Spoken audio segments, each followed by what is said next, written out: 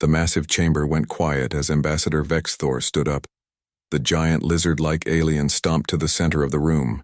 His red scales shimmered under the bright lights. "Where are they?" he demanded. "Where are these human special forces?" Representatives from 50 different planets looked at each other. They all had the same question. Stories about human military units had spread across the galaxy like wildfire. These stories were becoming legends. But no one had ever seen these soldiers. "We know they exist," said Queen Zara of the Malorian system. Her 4 arms waved in frustration. "They helped save my planet from the raiders last year, but we never saw them. They appeared, fixed everything, and vanished like smoke." Across the street from the council building, a small marketplace bustled with life. John Harper sold fruit from a wooden cart. He looked like any other human trader. His rough hands placed oranges and apples into bags for customers. No one would guess he was a captain in Earth's most secret military unit.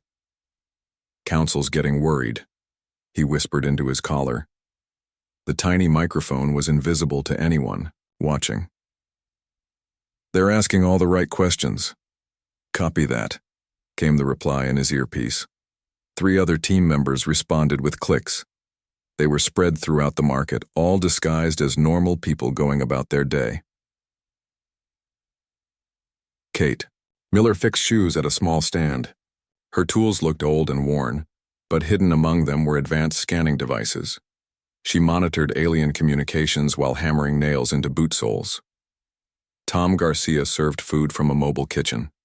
The smell of grilled meat filled the air. His cart had secret compartments filled with surveillance equipment. Every customer who stopped for a meal gave him a chance to scan for weapons or recording devices. Amy Wilson swept the street near the council building entrance. Her broom moved slowly across the stone pavement. The cleaning cart she pushed contained enough firepower to level a city block, but no one paid attention to a simple cleaning woman. Inside the council chamber, the debate grew heated. "The humans, show us their elite forces," demanded General Kroval of the Andorian Defense League. His mechanical arm slammed on the table. "How can we trust allies who hide their strength?" "Perhaps that is the point," suggested Scholar Velnix, adjusting his spectacles.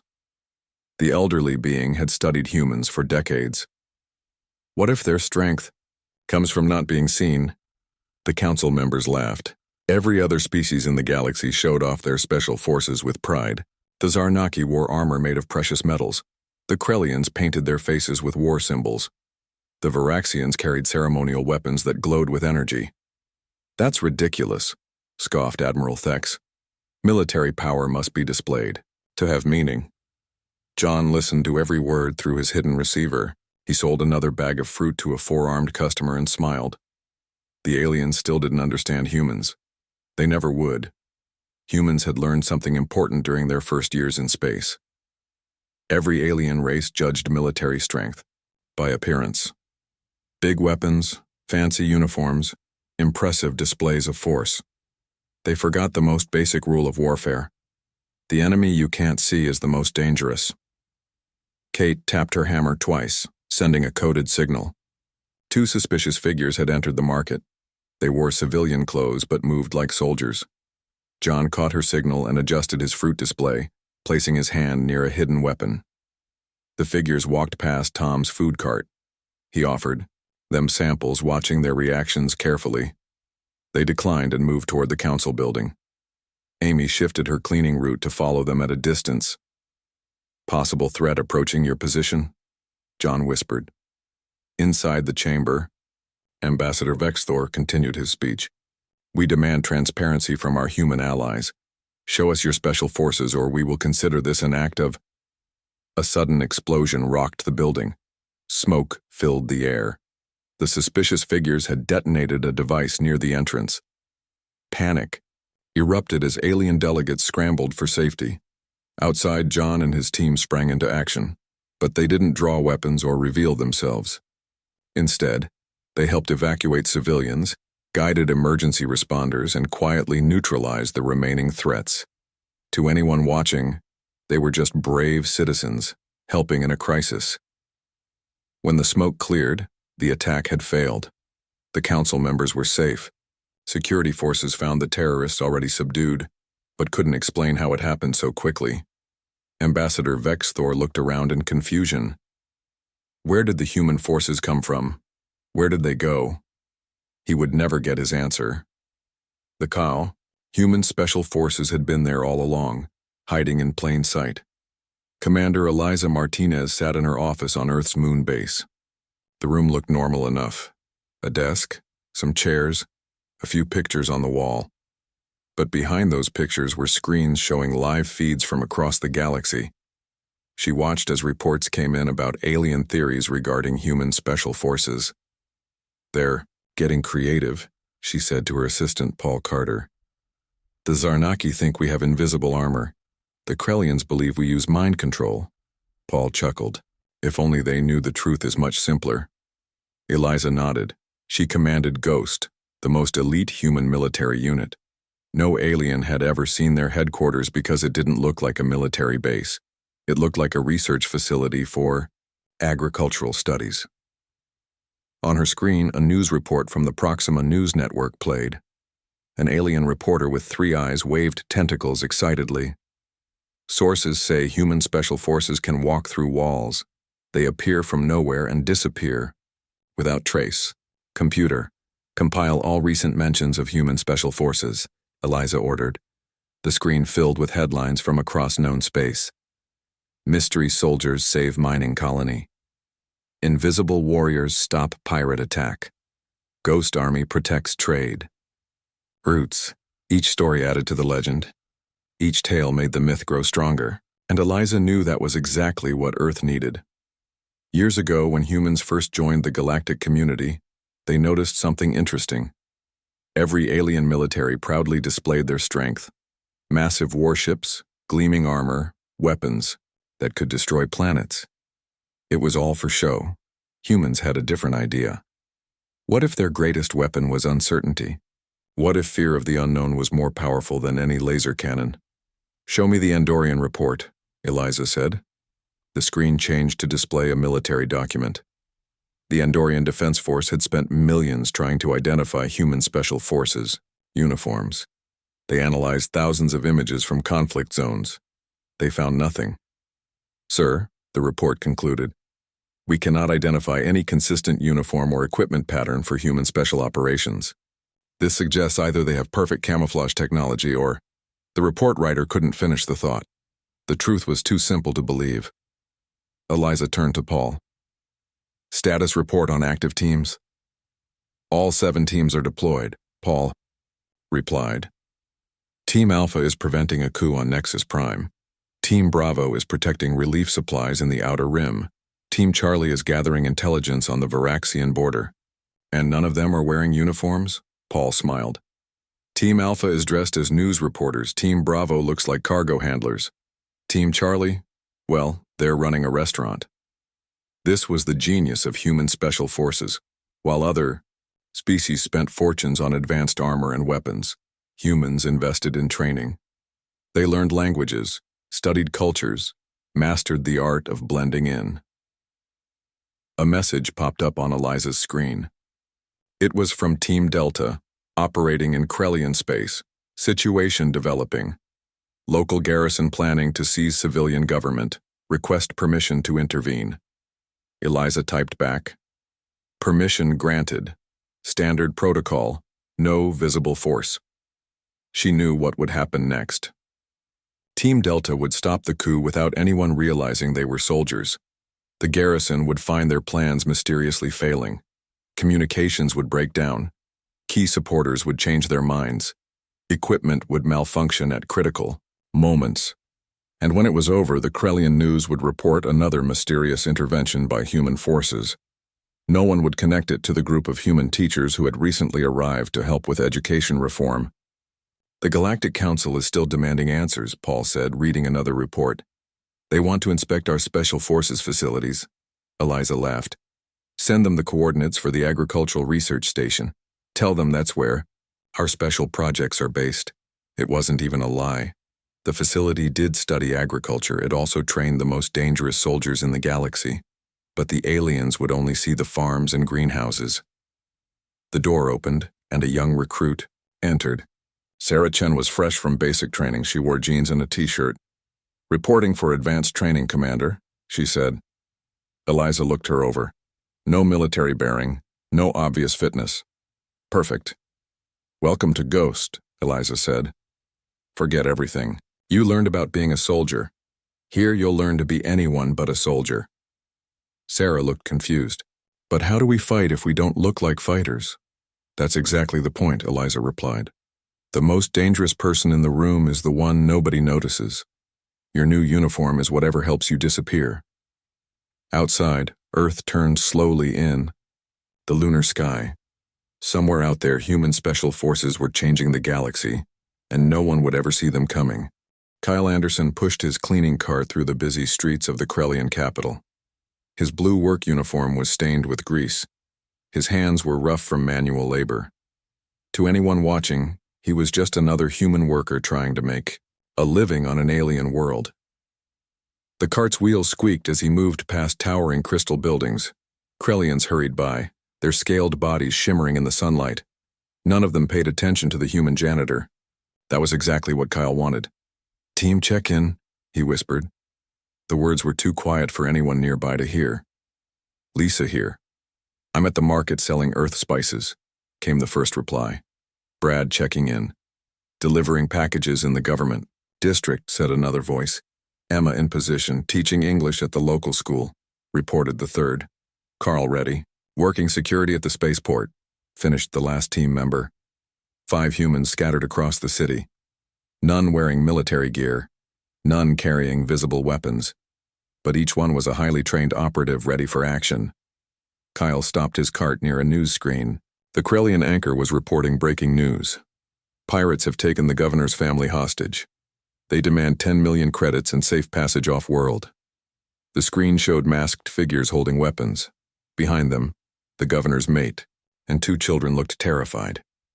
The pirates had seized the governor's private residence, a fortress-like building in the wealthy district. "All units, we have a situation," Kyle said calmly. "Operation Silent Whisper is now active." He didn't need to explain more. The team had trained for this exact scenario. They knew pirates often targeted political families. They knew the Krellian security forces would be slow to respond. And they knew their job was to fix problems without anyone knowing humans were involved. Lisa closed her spice stall early. She told customers she wasn't feeling well. Then she walked toward the wealthy district, stopping to chat with other vendors. Along the way, hidden in her spice bags were tools that could disable security systems. Brad continued his delivery route. His packages contained everything from food to electronics. One special package, addressed to a house near the governor's residence, held equipment the team would need. Emma announced a surprise field trip to her students. She led them on a walking tour of the city's historic sites. The route just happened to pass by the governor's neighborhood. Her students never noticed her taking photos and mental notes. Carl called in sick from his security job. Then he used his airport credentials to access restricted databases. Within minutes, he had the building. Plans for the governor's residence. Kyle reached the wealthy district as the sun began to set. Police had set up barriers, keeping crowds away from the hostage situation. News drones buzzed overhead. Krellian special forces prepared for a long siege. "Everyone in position?" Kyle asked. 4 confirmations came back. The team was ready. Kyle approached the police line. "I'm here to fix the emergency plumbing," he told the guard, showing fake work orders. "The neighbors are complaining about sewage backup." The guard waved him through. No one questioned a janitor doing dirty work. Inside the restricted zone, Kyle met Brad behind a delivery truck. Brad handed him a small device. "Security grid will go down in 60 seconds. Emma appeared from an alley. 3 guards on the roof, 2 at each entrance. The hostages are in the main dining room. Lisa joined them, carrying what looked like lunch containers. "I've got the sleep gas ready. It'll look like a cooking accident." Carl's voice came through their earpieces. "I've hacked their communications. They think reinforcements are coming. They'll be distracted." The plan unfolded perfectly. Lisa's cooking accident filled the building with harmless gas that put the pirates to sleep. Emma guided police to the right locations. Brad disabled alarms and locks. Carl fed false information to keep the pirates confused. Kyle entered through a service door and found the hostages. "Maintenance department," he said with a smile. "We're here to fix your problem." 20 minutes later, the hostages were safe. The pirates were in custody. The Krellian police took full credit for the rescue. News reports praised the brilliant police operation. Political leaders gave speeches about Krellian courage. Not one mention of human involvement appeared anywhere. Kyle and his team had already disappeared back into the city. Lisa reopened her spice stall. Brad continued deliveries. Emma returned to teaching. Carl went back to his security job. Just another day for human special forces. Another mission completed without anyone knowing they were ever there. General Lisa Thompson sat at the head of the conference table. The room was deep underground somewhere in the Rocky Mountains. No signs marked its location. No roads led to its entrance. This was the true headquarters of human special operations. Around the table sat her senior staff. Each one looked like an ordinary person. No medals, no uniforms, no rank insignia. They could have been accountants or teachers. "Let's review operation." Silent whisper, Lisa said, bringing up holographic displays. The images showed Kyle's team working in the Krellian capital. Colonel Frank Davis leaned forward. "Perfect execution. 0 casualties, 0 detection. The Krellians think their own police saved the day." "That's the 5th successful operation this month where local forces took credit," noted Major Patricia Green. "The pattern is working." Lisa nodded and played a video clip. It showed Kyle entering the police barrier with his cleaning cart. "This is why we win," she said. The Krellian guards had state-of-the-art scanners. They checked everyone for weapons and military equipment, but they never thought to scan the cleaning supplies. "Or the spice merchants' bags," added Frank. "Or the teachers' books. Or the delivery boxes." "The aliens still don't understand," Lisa continued. "They keep looking for soldiers. They scan for weapons. They search for military technology. They miss the most dangerous weapon of all, a trained, human mind." She switched to another display. It showed military parades from various alien worlds, warriors in gleaming armor, massive weapons on display, colorful flags and banners. "Every other species in the galaxy treats warfare like a performance," Lisa explained. "They want to be seen. They want glory. They want recognition." "But we learned something different on Earth," said Patricia. "The most successful predators are the ones you never see coming." Lisa brought up historical images, ancient human warriors using camouflage, spies throughout history blending with civilians, guerrilla fighters disappearing into local populations. "Humans have always known that invisibility beats visibility," she said. "When aliens first made contact, they showed us their military might. They expected us to be impressed. Instead, we saw their weakness." Colonel Davis smiled. "They showed us exactly what to look for. Now they can't find us because they trained themselves to look for the wrong things." "Show them the Varaxian report," Lisa told the computer. A document appeared on screen. The Varaxian military had spent years trying to identify human special forces. They had analyzed thousands of conflicts. They had studied every battle. Their conclusion was frustrated. Human special forces appear to operate without any identifying characteristics. This suggests technology beyond our understanding. "They think we have advanced cloaking devices," Frank laughed.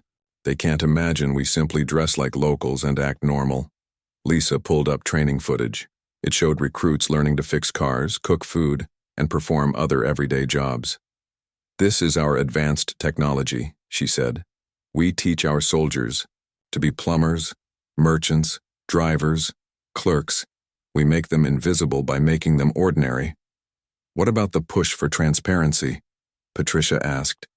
"More species are demanding to see our special forces." Lisa's smile grew wider. "Let them demand. Next week, we're giving the Galactic Council a full tour of our Special Forces training facility." "The Agricultural College?" Frank asked. "Exactly. They'll see classrooms where we teach alien languages, They'll see workshops where we learn local trades. They'll see everything except what they expect to see. She stood and walked to the window. Outside, the mountain looked completely natural. No hint of the massive base hidden inside. The truth is simple, Lisa said. Our special forces don't wear uniforms because their uniform is whatever helps them disappear. Today it might be a janitor's coveralls. Tomorrow it might be a business suit. Next week it might be a farmer's work clothes. The meeting ended, and the officers filed out. Each one left through different exits. Each one changed into different civilian clothes. By the time they reached the surface, they were accountants, teachers, and shop owners again. Lisa remained at the window. She thought about all the human special forces currently deployed across the galaxy. None wore uniforms. None carried visible weapons. None would ever be recognized for their heroism, and that was exactly how it should be. The most powerful military force in the galaxy was the one nobody could see. The aliens would never understand that human special forces could be anyone, anywhere, at any time. Their very invisibility was their greatest weapon. Commander Jake Mitchell stood in the Museum of First Contact. The building held artifacts from humanity's first meetings with alien species. School children ran past him, excited to see the displays. He smiled, remembering how it all began. 20 years ago, Jake had been part of the first human delegation to meet aliens. He was young then, fresh from military academy. The memory was still crystal clear in his mind. "Look at their armor," his fellow officer had whispered when the Zarnaki warriors appeared. The aliens wore suits that seemed to be made of liquid metal. Weapons hummed with energy at their sides. Every movement displayed power and threat. The Zarnaki commander had looked at the humans with obvious disappointment. The human delegates wore simple suits, no armor, no visible weapons, no display of strength. "Where are your warriors?" the commander had demanded. "Show us your military might." Jake remembered how the aliens had reacted when they toured Earth's military bases. They expected massive fortresses and intimidating displays. Instead, they found practical buildings and efficient training grounds. "Your strongest warriors don't even have ceremonial armor?" the Zarnaki had asked in disbelief. The museum's holographic display recreated that moment. Jake watched his younger self trying to explain human military philosophy. The aliens hadn't understood then. They still didn't understand now. He moved to the next exhibit. It showed the Krellian First Contact. The Krellians had arrived with ships covered in weapons. Their soldiers wore helmets that displayed their kills. Every detail screamed aggression. The Krellian admiral had studied human military uniforms with intense interest. "These patterns hide you in forests?" he had asked about camouflage. "But where is your parade armor? Your ceremonial weapons?" Jake chuckled at the memory. The aliens couldn't grasp that humans didn't want to be seen. They couldn't understand that being noticed was a disadvantage in warfare. A group of school children gathered around him. Their teacher was explaining the exhibit. "Can anyone tell me why humans don't wear fancy military uniforms?" she asked. Young girl raised her hand. "Because it's better to be invisible?" "Exactly right," Jake said, stepping forward. The teacher recognized him from the displays and gasped. "Children, this is Commander Mitchell. He was actually there during First Contact." The kids surrounded him with questions. Jake knelt down to their level. "Want to know a secret?" he asked. They nodded eagerly. "The aliens thought we were weak because we didn't show off. They thought we had no special forces because they couldn't see them. But that's exactly what we wanted them to think." He pointed to a display about Earth's animals. "Look at the tiger. Does it wear bright colors to show how dangerous it is? No, it uses stripes to hide. The deadliest predators don't announce themselves." The children's eyes widened with understanding. Jake continued his tour, remembering more moments from those early days. The Varaxian delegation had insisted on inspecting human special forces. They were shocked when humans showed them regular soldiers instead. "Where are your elite units?" they had demanded. "These are our elite units," the human general had replied truthfully. The aliens left convinced that humans were hiding something. They never realized the truth. Human special forces looked exactly like regular people. Jake stopped at the final exhibit. It showed modern alien military forces still wearing elaborate uniforms. Next to it was a simple mirror with text, "Human, Special Forces display." Visitors always looked confused when they saw only their own reflection. That was the point. Human Special Forces could be anyone. The person next to you, the clerk at the store, the pilot of your shuttle. As Jake left the museum, he passed a janitor mopping the floors. Their eyes met for a brief moment. A tiny nod passed between them. The janitor was actually part of Jake's old unit, now assigned to protect the museum. Jake walked out into the busy street. Humans and aliens mixed freely in the crowd. Somewhere among them were Special Forces operators. Working, watching, protecting, and absolutely invisible. The aliens had taught humans a valuable lesson during first contact. They showed that military power was weakest when it was most visible. Humans learned that lesson well. They turned invisibility into the most powerful weapon in the galaxy. 20 years later, aliens still searched for human Special Forces uniforms. They still held military parades. They still displayed their strength. And humans still remained, hidden in plain sight, the universe's most dangerous secret. The classroom looked like any other on Earth. Desks, chairs, a whiteboard. Nothing suggested this was a military facility. The students wore casual clothes, jeans, t-shirts, sneakers. They looked like college kids, not the deadliest warriors humanity had ever produced. Maria Rodriguez stood at the front of the class. She wore a simple gray sweater and black pants. Her hair was tied back in a basic ponytail. Nothing about her screamed, "Master Spy Trainer." "Welcome to advanced cultural integration," she said. "Forget everything you learned in basic training. Here we don't make soldiers, we make ghosts." A hand shot up. The student, Alex Turner, looked confused. "But we already finished combat training. Why are we learning to cook alien food?" Maria smiled. "Because the best weapon isn't a gun. It's being someone nobody suspects. Last year I stopped an assassination by serving coffee at a diplomatic meeting. They thought I was the catering staff." She pressed a button. The wall became a screen showing various alien cultures. "Your uniform is whatever the locals wear. Your rank is whatever role you need to play. Your mission is to be invisible." Another student, Diana Price, raised her hand. "How do we remember all these different cultures?" "You don't just remember, you become," Maria answered. She switched to perfect Krellian, then Zarnaki, then 3 other alien languages in quick succession. "When I'm on Krellia, I think like a Krellian. I eat their food. I follow their customs. I disappear into their society." The door opened quietly. An older man entered carrying a mop and bucket. The students barely glanced at him. Maria nodded slightly. "Class, pay attention to our janitor," she said. The students looked again, confused. The janitor straightened up. His posture changed completely. His eyes became sharp and alert. "I've been cleaning this hallway for 10 minutes, he said in a commanding voice. "Not one of you noticed me checking your security habits. In the field, that lack of attention would get you killed." The students gasped. The janitor was General Marcus Stone, director of the entire program. He had tested them, and they had failed. "This is what we teach here," General Stone continued.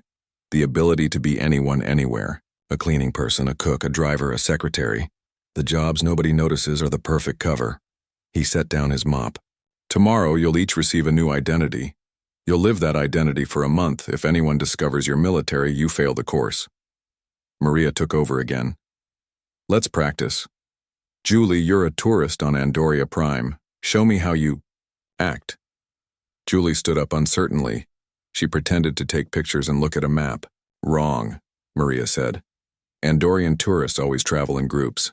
They never use maps. They consider it insulting to their navigation skills. You just exposed yourself as human military." She turned to another student. "Sam, you're delivering packages on a Varaxian colony. Go." Sam grabbed a box and started walking quickly. "Dead wrong." Maria stopped him. "Varaxian delivery workers perform a greeting ritual at each door. They also never rush. It's considered disrespectful. Your Earth habits just betrayed you." The lesson continued for hours. Students learned to eat with alien utensils, to walk with different cultural gaits, to gesture in non-human ways. They practiced accents, customs, and behavioral patterns. "Remember," Maria said as class ended, "every species expects soldiers to act like soldiers. They scan for weapons and armor. They look for military bearing and discipline. Your job is to show them none of these things." General Stone returned, now dressed as a businessman. "Final thought," he said. "The ancient Earth ninja didn't wear black uniforms like movies show. They dressed as farmers, merchants, or monks. They understood what we teach here. The best disguise is being ordinary." As students filed out, they passed other classes in session. In one room, recruits learned alien cooking. In another, they practiced repair work on various technologies. Down the hall, a group studied childcare customs from different worlds. This was the real strength of human special forces. Not advanced weapons or armor, but the ability to become anyone. The most dangerous military academy in the galaxy looked like a community college, and that was exactly the point. The morning started like any other in the human colony on Nexus 7. People went to work, children headed to school, shops opened their doors. Nobody suspected that war was coming. Captain Benjamin Ross wiped down tables at the Sunrise Cafe. His white apron had coffee stains and his name tag read, Ben. Customers chatted over breakfast, discussing the weather and local sports. Everything seemed perfectly normal. At exactly 9:17 a.m., alarms shattered the peace. Red lights flashed across the colony. A voice boomed from speakers. "Varaxian attack incoming. All civilians to shelters immediately." People ran in panic. Parents grabbed children. Shop owners locked their doors. But Ben continued cleaning tables, his movements calm and steady. "Ben, what are you doing?" shouted Martha, his co-worker. "We need to get to the shelter." He smiled and patted her shoulder. "You go ahead. I'll lock up here." As Martha ran out, Ben touched his earpiece. "All units, status report." "Unit 2 ready." "I'm at the school, evacuating children," replied Peter, the math teacher. "Unit 3 in position." "Managing traffic flow from the police station," said Linda, the desk sergeant. "Unit 4 standing by."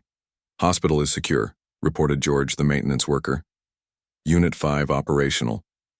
"Power grid under control," answered Rita from her post as an electrician. 5 ordinary colonists. 5 highly trained operatives. The Varaxians had no idea what they were walking into. Ben moved to the cafe's back room. He opened a hidden panel behind the coffee supplies. Inside were advanced communication equipment and tactical displays.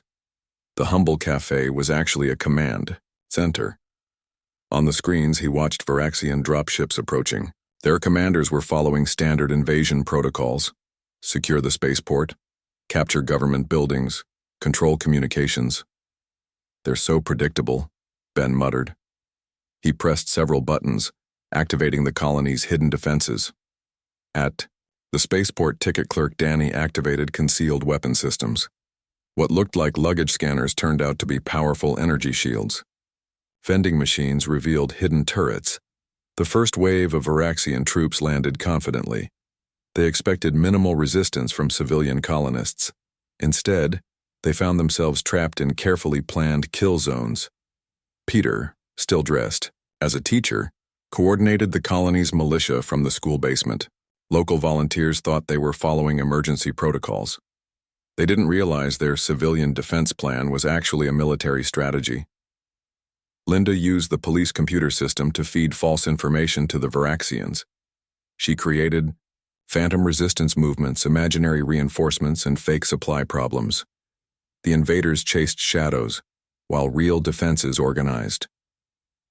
George turned the hospital into a fortress. Medical equipment concealed advanced sensors. Ambulances became armored vehicles. Even the healing tanks had hidden offensive capabilities. Rita manipulated the power grid to confuse enemy sensors. Lights flickered in patterns that disrupted Varaxian communications. Power surges disabled their vehicles. The invaders' technology betrayed them at every turn. Through it all, Ben coordinated from the cafe. He looked like a worried shop owner peeking through blinds. In reality, he was directing a complex military operation. Varaxian commander is getting frustrated, Peter reported. They're demanding to speak with our military leader. Ben laughed. Tell them the colony manager will meet them.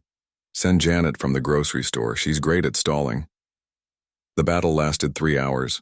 The Varaxians never understood what happened. They came prepared to fight soldiers and found only civilians.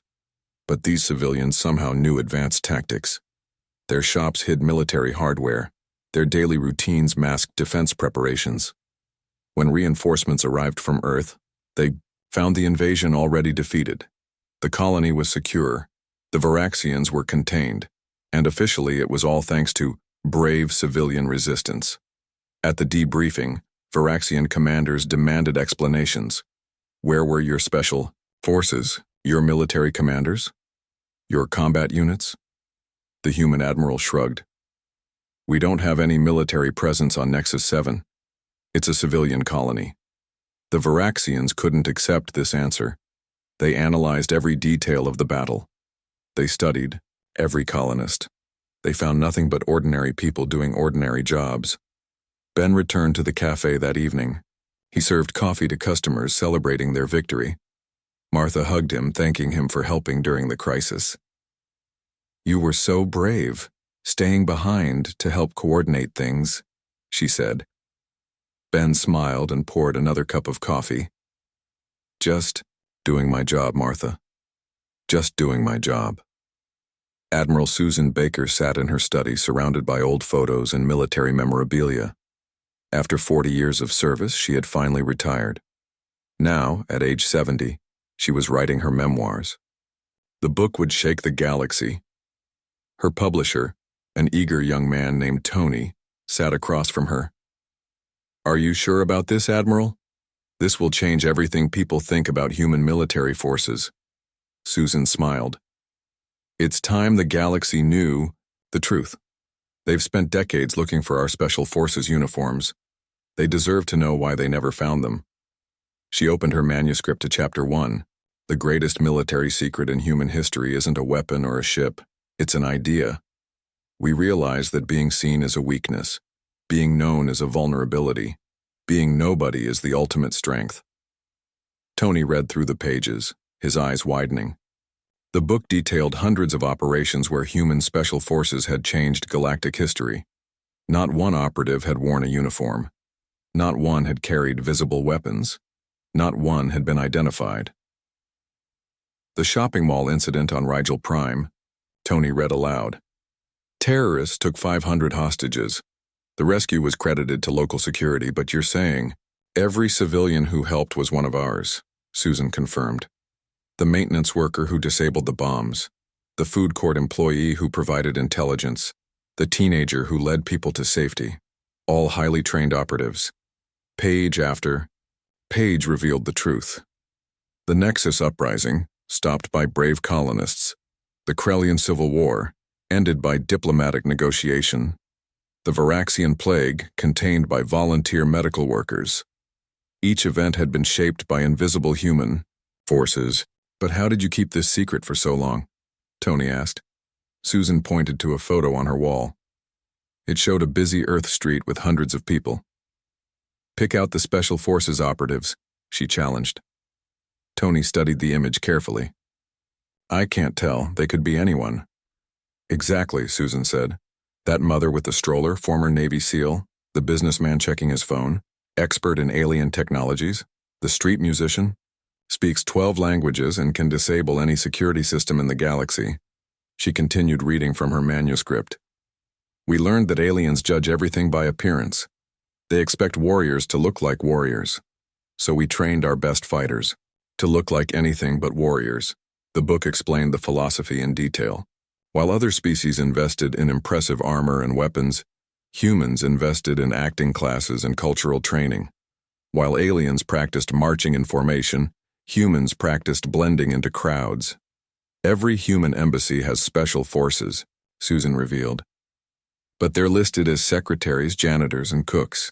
Every human trade ship has military personnel, but they're registered as cargo handlers and mechanics. Tony reached the final chapter.